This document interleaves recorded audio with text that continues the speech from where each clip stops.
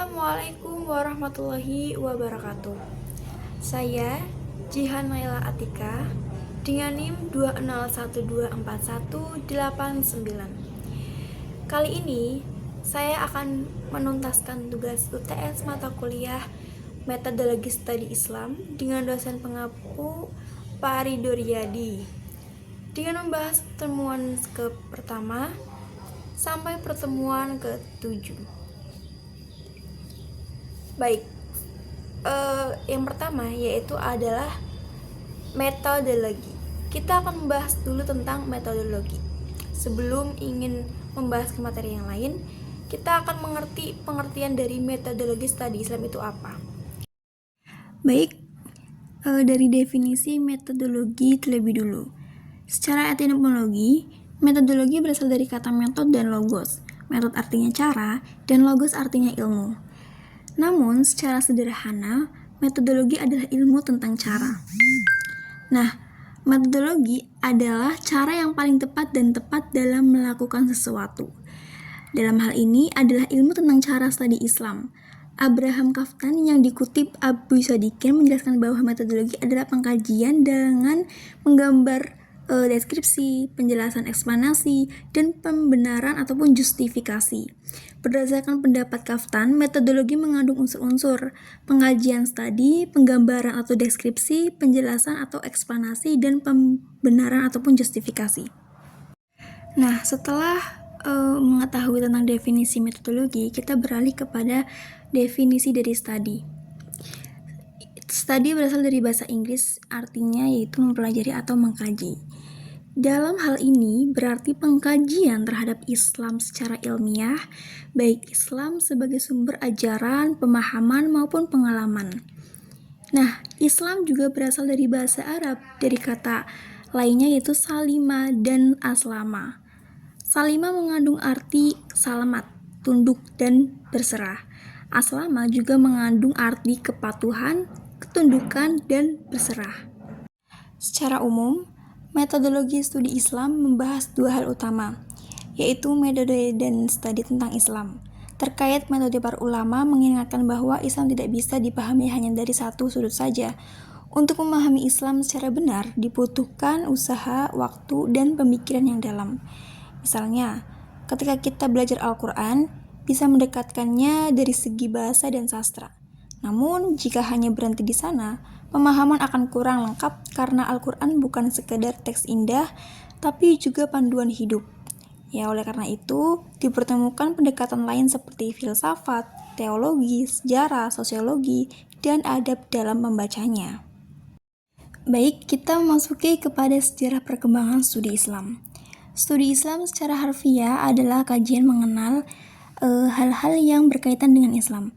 Makna ini sangat umum sehingga perlu ada spesifikasi pengertian terminologis tentang studi Islam dalam kajian yang sistematis dan terpadu.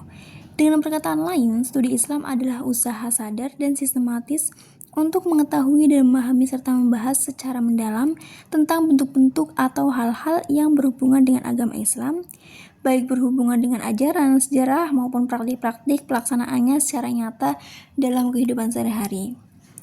Nah, Islam juga memiliki pertumbuhan dari zaman dulu dan juga zaman sekarang. Yaitu yang pertama adalah masa awal Islam. Ini lebih fokus kepada hafalan ataupun pemahaman Al-Quran dan As-Sunnah di masa awal Islam tersebut. Dan para sahabat Nabi Muhammad SAW berperan penting dalam mentransmigrasi dan menyebar ajaran Islam. Ilmu hadis dan tafsir berkembang seiring berjalannya waktu, dan juga tafsir mulai berkembang untuk memahami dan menjelaskan makna Al-Quran di dalam hadisnya. Setelah itu lahirnya madrasah dan perguruan tinggi Islam pada abad ke-8 hingga 9 Masehi. Madrasah dan perguruan tinggi Islam mulai didirikan di berbagai wilayah Islam, dan institusi yang lain itu juga mungkin terjadi pengembangan ilmu pengetahuan termasuk dari studi Islam tersebut. Terus, naiklah lagi Islam pada masa modern dan juga kontemporer. Di masa modern ini, Studi Islam mengalami modernisasi dengan pendekatan yang lebih ilmiah dan juga kritis. Para cendekiawan Muslim mulai menggunakan metode penelitian menggunakan semua untuk mengkaji berbagai aspek Islam, dan berbagai aspek disiplin ilmu Islam itu lahirlah dan mulai berkembang sejarah seperti sosiologi, sejarah, antropologi, dan juga ekonomi. Studi Islam di dunia barat juga mulai berkembang di dunia barat juga dengan didirikannya pusat-pusat studi Islam di berbagai universitas. Terus kita akan bahas tentang karakteristik di dimensi ajaran Islam dalam mencakup bidang keseluruhan, yaitu ajaran Islam dalam berbagai bidang melibatkan pemahaman bahwa Islam adalah sistem kehidupan yang utuh dan terintegrasi, yaitu di dalam bidang agama tersendiri. Islam itu memandang agama sebagai satu kesatuan yang meliputi akidah ataupun keyakinan, ibadah, praktik, dan akhlak moral. Ini karakteristik utamanya itu adalah tauhid, keesaan Allah. Ini adalah inti dari dimensi akidah. Semua ajaran Islam, baik dalam ibadah maupun muamalah, itu harus bermuara pada pengakuan bahwa hanya Allah yang patut disembah dan ditaati. Nah, dalam bidang akidah ataupun bidang keyakinan, ini juga adalah kokoh dan mutlak.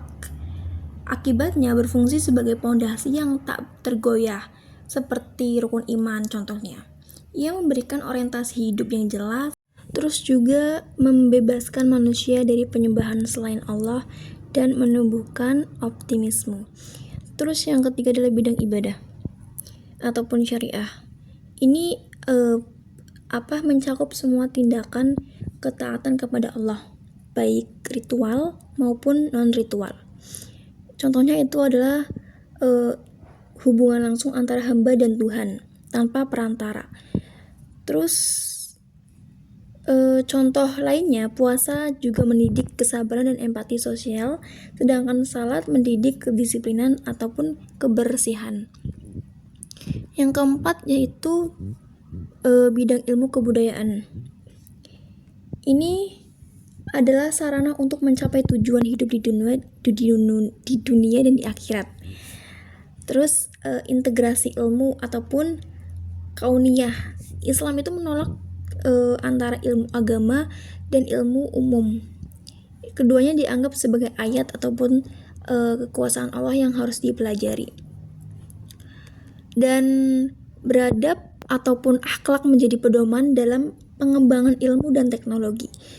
Ilmu itu juga harus digunakan untuk kesejahteraan umat manusia dan tidak boleh bertentangan dengan nilai-nilai moral Islam. Terus ada di bidang ilmu pendidikan atau tarbiyah.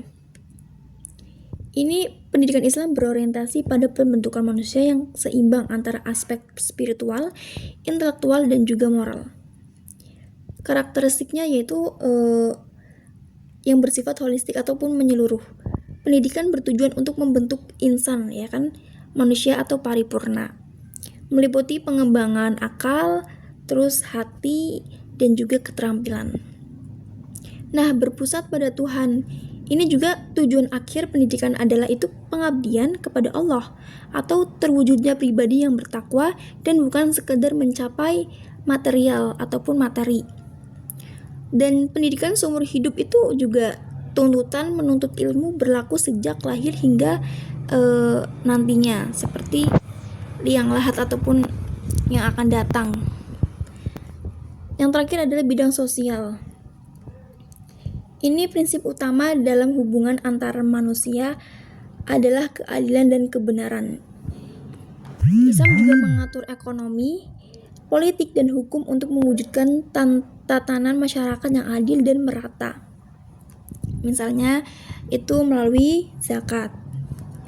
Terus juga ada berorientasi pada manfaat atau maslahah.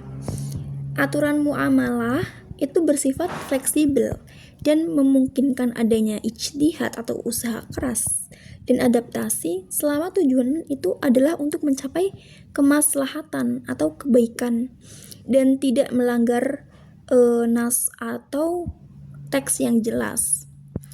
Etika sebagai pengendali juga harus seluruh interaksi sosial itu didasarkan kepada akhlak ataupun akhlak yang mulia lah, kejujuran, amanah, sopan santunnya itu yang merupakan refleksi dari ihsan, merasa diawasi oleh Allah.